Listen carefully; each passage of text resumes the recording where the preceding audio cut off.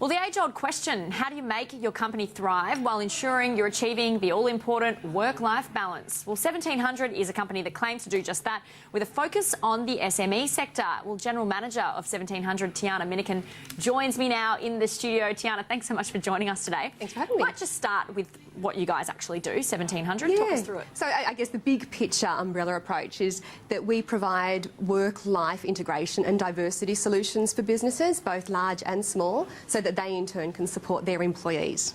All right, and very topical at the moment is the ageing population, you know, particularly with the budget coming up in the next couple of weeks.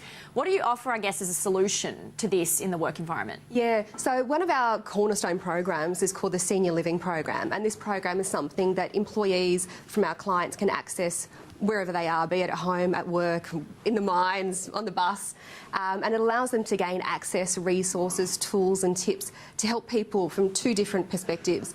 One are those people looking at transitioning into retirement, and secondly, it's for those people who've got caring responsibilities for older family members. Well, because that's certainly going to be a focus going forward. I think people often forget that second.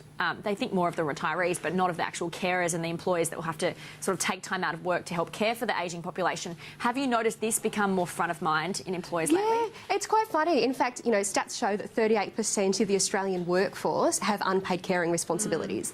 Largely, our clients initially started focusing on those with parenting responsibilities, but now more and more we're getting just requests specifically for the focus on senior living as well. Now, of course, work-life balance is a big one, and I think in small business it could be more important in a way because, you know, often it's hard to step away from your own baby, your own project. Yeah. So do you see that sort of being more key to small businesses at the moment? Oh, absolutely. You know, every person in a small business tends to wear so many different hats. And there's also the bigger impact if someone's away, or, you know, the difficulty with implementing flexibility more so than other environments, and probably even the greater stretch being budget, or the tighter the resource. So that's traditionally left small businesses without that access, which has, such as you said, you know, a major impact.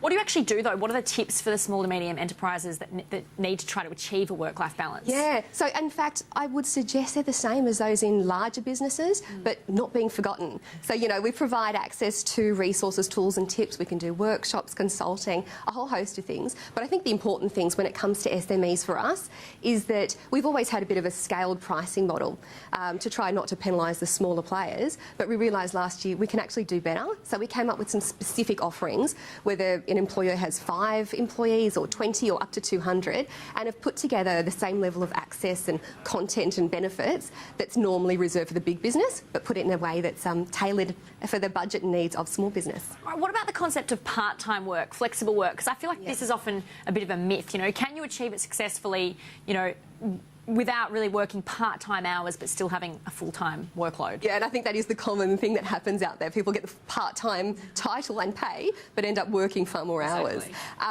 Look, and I think this is really relevant on each organisation and on the structure they have in place. And in fact, you know, I refer to Drucker's comment that culture eats strategy for breakfast. I think it's about the culture. It's about the open-mindedness. I know from our perspective, being a small business, the majority of us are part-time employees, and we really focus on things like having good use of technology, having good processes, clear communication, and it's actually we're not afraid to try things.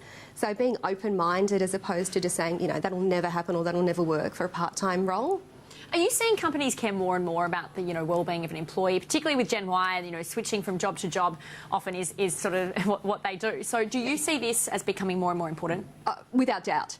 And I think, you know, again, more studies demonstrate that millennials, even when they seek out organisations to work for, that finding ones that do promote work-life balance, and not just in lip service, but in reality, is something they seek.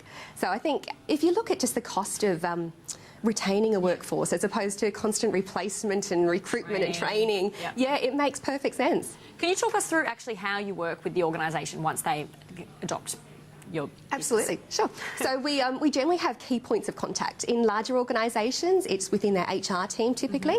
In smaller companies, it tends to be with the CEO.